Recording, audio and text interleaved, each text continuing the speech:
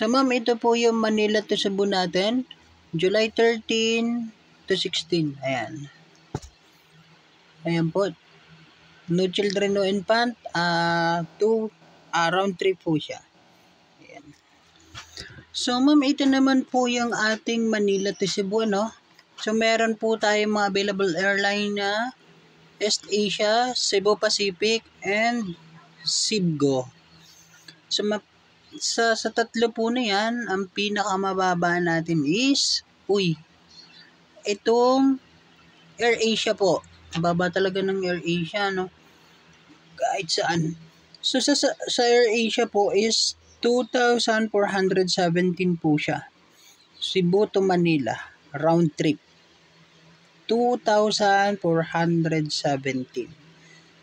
Napakababa na po. Ayan, so 3,017, 2,714. Ayan. 3,064. So ito na po yung pinamababa na amount. So check natin. So ayun. Air Asia. Ayan.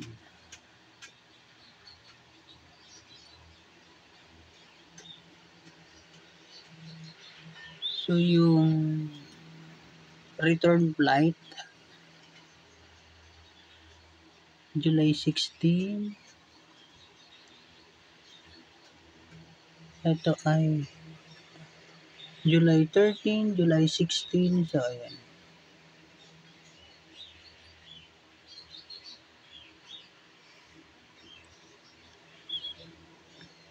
So, ito po ma'am, 3,000. So, ang round trip natin ay 5,434. Round trip. Ayan po. So, siya po ay 1 hour and 20 minutes travel. Dadating po kayo ng 1:20 sa Cebu. Ayan, travel nyo po. Start ng travel is 00. So, ito po ay alas 12. Madaling araw. And then, yung kung naman po natin return sa Cebu is 1:45 yung start ng flight, 1 hour and 20 minutes ulit, and then ang dating nyo po ng Manila is 3:05 PM ay AM pala, sorry. Ayan, so the total of 5,434. Ayan po. So, book now. Try natin.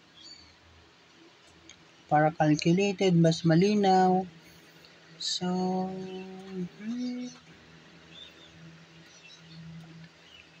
surprise! So, dito po is 1 adult ang return. Ayan. Arrival, Manila. So, ayan na po. So, ang the total po natin 5,434. So, ayan po. Malinaw. So, yan. Air Asia po siya. Ayan. So, pwede din po tayo ng